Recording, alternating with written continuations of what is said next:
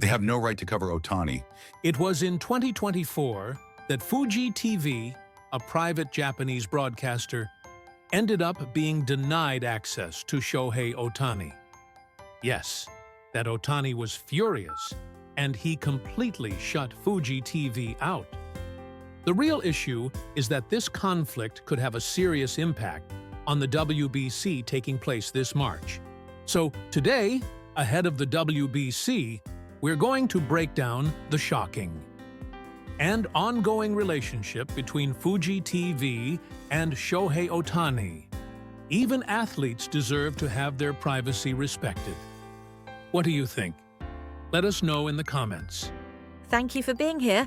If you enjoyed it, don't forget to subscribe. Behind the drastic shift in WBC broadcasting rights.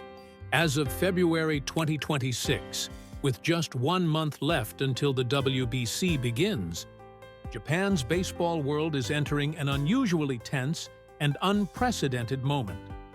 The clearest symbol of this upheaval was the shocking decision to grant Netflix complete and exclusive broadcasting rights to the 2026 WBC. The news that this international baseball tournament would air, with zero involvement from terrestrial TV stations, sent shockwaves through Japan's broadcasting industry. But this decision wasn't driven solely by changing times or business strategy. According to testimonies from people close to Ohtani, there was an extremely strong request coming directly from Ohtani's side behind the scenes. Officially, the move was framed as an exclusive distribution deal to maintain fairness.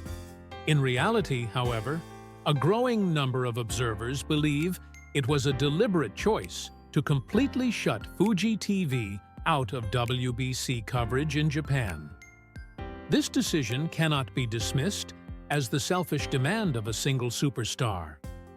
Ohtani's actions were a highly rational choice, made to protect his own safety, his family's dignity, and an environment where he can fully focus on baseball.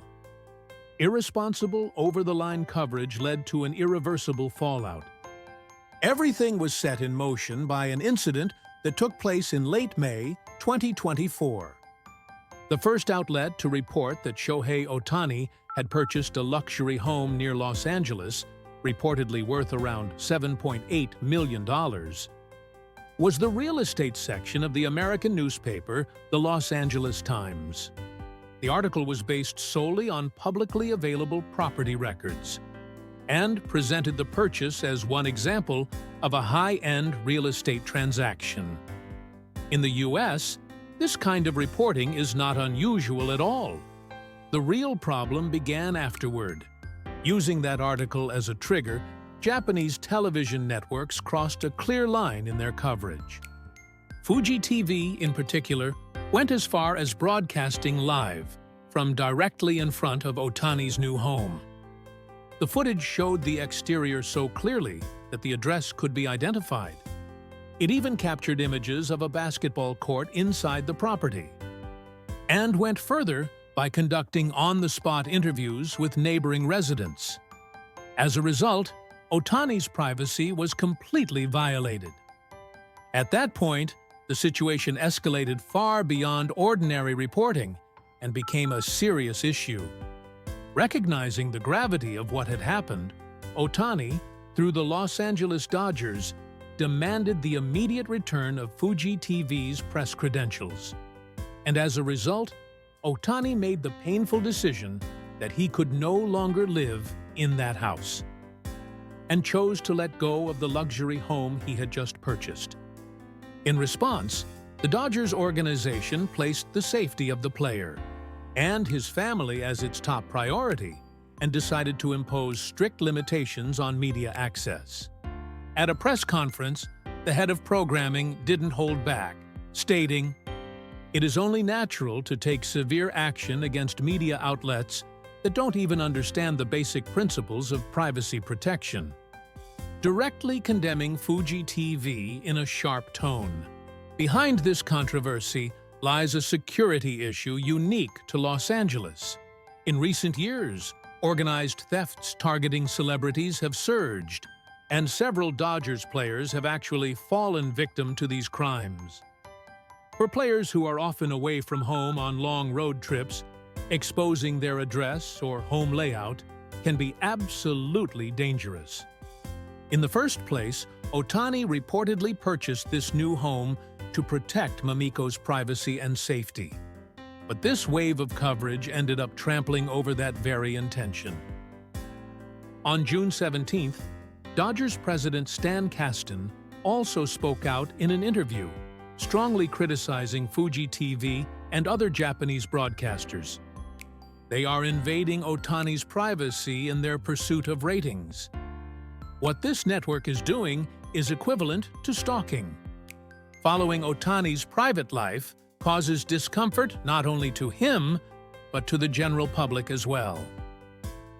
He went on to call out what he described as the hypocrisy of Japanese broadcasters, saying that behavior like invading other people's private lives while staying silent about inconvenient facts on their own side should never be tolerated. This kind of attitude starts at the top and becomes embedded in a company's culture. I'm firmly convinced of that, he said. He then strongly condemned Fuji TV, warning that any violations involving footage aired without proper authorization would be fully subject to compensation through U.S. courts.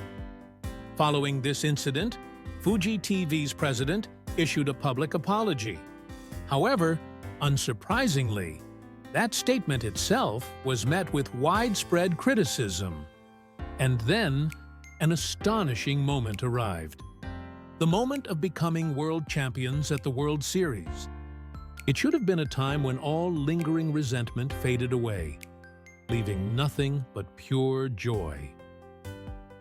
In 2024, in his very first season with the Dodgers, Ohtani battled the Yankees in an intense showdown and swept the series 4-0, finally achieving his long-awaited World Series championship.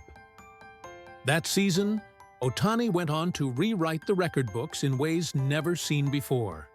Despite being caught in the unbelievable storm of a gambling scandal involving his former interpreter, Ohtani delivered a historic performance: 54 home runs and 59 stolen bases. Numbers never before achieved in baseball history. With an overwhelming stat line that even put the Triple Crown within reach, he captivated baseball fans all around the world.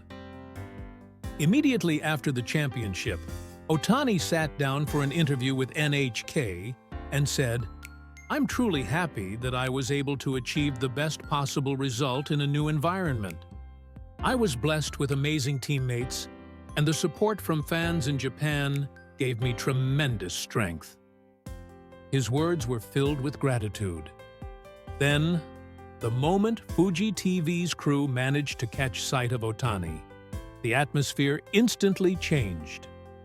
After a member of the Dodgers staff checked something from behind, Ohtani's expression shifted, and he could be seen clearly shaking his head. The staff member then turned toward Fuji TV's cameraman and crossed both arms in a large X gesture. Ohtani kept his distance, and the interview was immediately cut off. Despite having paid a massive sum for the World Series broadcasting rights, Fuji TV failed to secure an interview with the very star of the event. Ohtani stood firm on one principle: forgiveness cannot be bought with money. What do you think about this incident? In Japan, celebrities' private moments are often exposed publicly, with little regard for privacy. Is this simply something that comes with being a superstar? Even after the series of controversies in 2024, there has been no sign of improvement in the relationship between Shohei Ohtani and Fuji TV. As the WBC draws closer, Fuji TV has been forced to confront just how serious this situation truly is. Inside the company, long-term preparations and heavy investments had been made in hopes of securing WBC broadcasting rights. But in the end, all of it collapsed. Since the problems first surfaced in 2024, Fuji TV reportedly tried every possible channel to repair the relationship, only to be turned away each time. Now, with no options left, a deep sense of desperation has taken hold. Netflix's exclusive WBC broadcast is, in many ways, a decision that fits the times, offering convenience and unmatched global reach. At the same time, however, it carries a certain risk of drifting away from the message Shohei Ohtani has repeated time and again: "I want to give dreams to children." A paid streaming model inevitably filters its audience.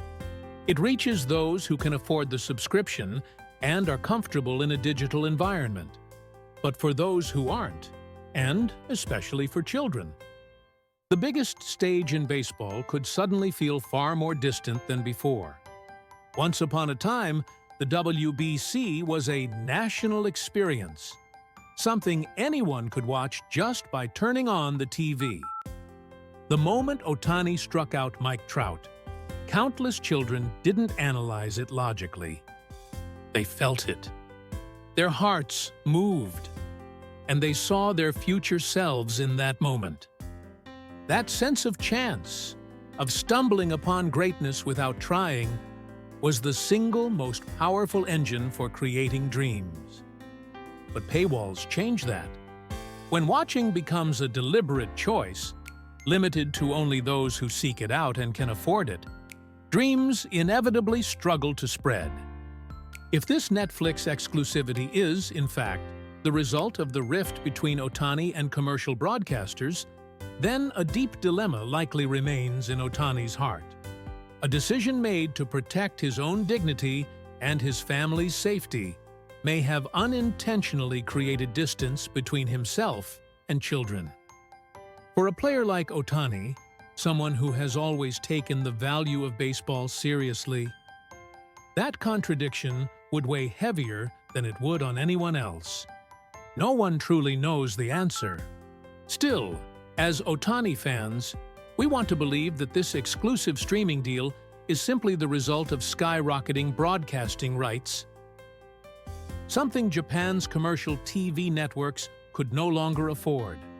We want to believe that the values at the core of who Ohtani is have never changed. And we can't help but hope that the choices made to protect dreams today will one day take shape in a way that reaches countless children once again. Thanks for watching all the way through. What did you think? Feel free to share your thoughts in the comments. We'd love to hear from you. If you enjoyed this video, don't forget to like, subscribe, and join us as we continue to follow Shohei Ohtani's incredible journey. See you in the next one.